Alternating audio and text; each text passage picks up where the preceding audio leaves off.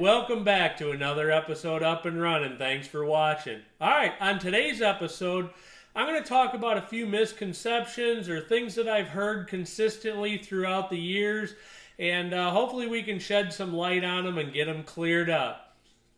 Alright, the first one is going to be odometers. Alright, so what I'm going to do is I'm going to talk about the way to read a classic car's odometer.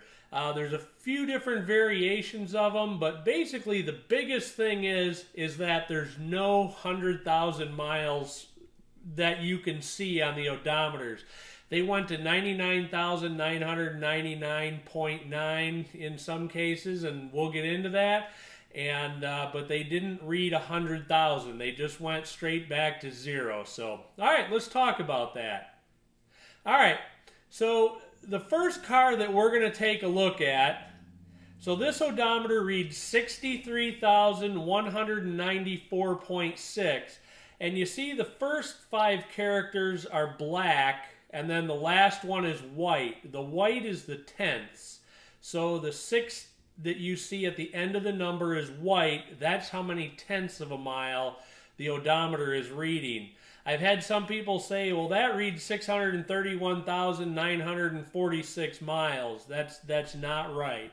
You always got to pay attention to that last digit. If it's a different color, it's a tenths. All right, so the second one that we're going to take a look at reads 01862. And if you notice, that one's all black. Because it's all black, it's just miles. There's no tenths shown on that. If that last digit was a different color, that would be tenths. But you notice this car also has a trip odometer on it, which reads 238 and then halfway between 3 and 4 tenths. And you'll notice that that tenths digit is red. So it's a different color than the white that it shows before that. So again, in this case, the main odometer, how many miles are on the car, does not show tenths. It's just miles. And it shows 1,862 miles. So you don't know. It might have 101,000 on it. It might have 201,000 miles on it. We don't know. So the third one that we're going to look at here reads 17,909.9. And so the first digits are black with that last 9 being white. So we know that that reads 17,909.9 miles. All right, so the next one is a little bit of a variation from that, where the first digits are white and the very last one is black. So this reads 23,439.9 miles. So again, it's not 234,399. It's 23,439.9 miles.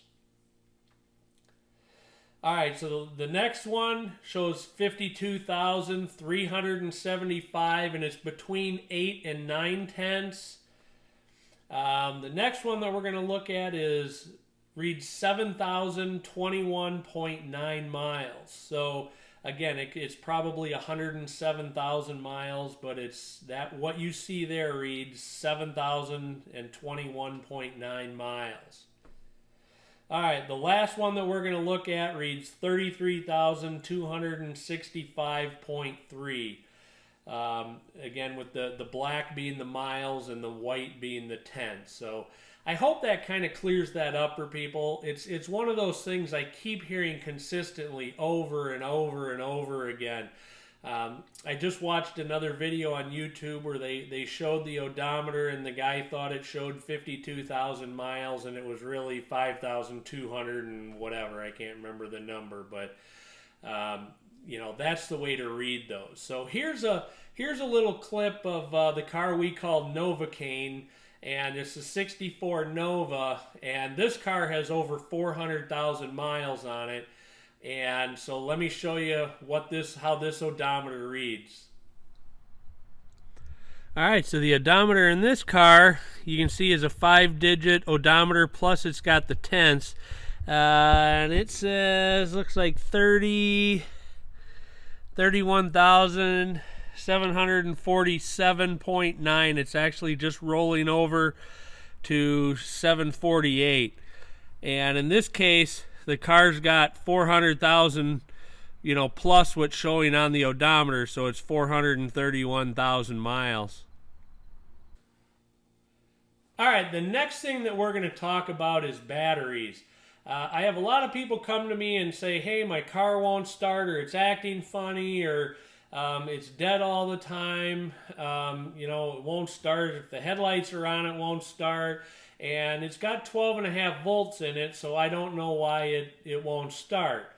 Well, the voltage is really only a partial indicator of if that battery is good or not.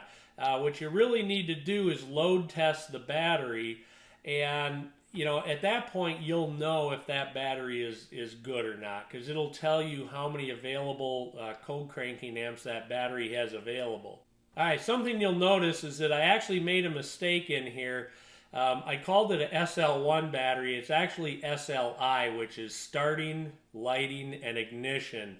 There are other types of batteries, like deep cycle batteries are another one that's very common. They're used in boats a lot, but we're not going to get into that today. So we're going to focus on a SLI type battery. So anyway, what the load test does is it actually tests how well that battery can handle a load, and how many cold cranking amps are really available under a load. So I'll show you a little video that I did for testing a battery, and hopefully that'll shed some light on battery issues for you as well. Alright guys, I want to show you something when it comes to batteries. So this is a value series of the Never Start battery. This particular one is 600 cold cranking amps, 750 cranking amps. And if you look here, we're getting 12.48 volts. So off the bat you go, well, this is probably okay. So I'm going to go through, I'm going to test the battery, the SL1 type battery. The cold cranking amps is 600, and it fails at 265 cold cranking amps. So this battery is definitely no good, and it will not start this truck. It won't even turn the headlights on. So this is why it's important for you to test batteries. All right, I'm going to test this new battery so you can see what the difference is on it. So right now it's 12.67 volts. Battery, SL1 type, cold cranking amps, 630. This one is a 630 cold cranking amp battery, where the other one was a 600. Yep, and it lost connection.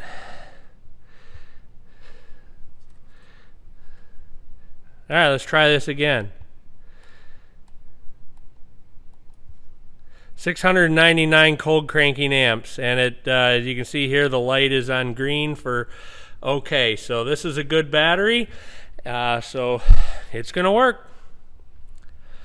All right, let's see if this thing will start now. It should pop right off.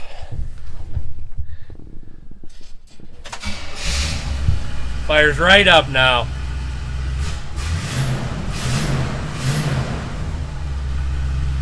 All right, we're golden.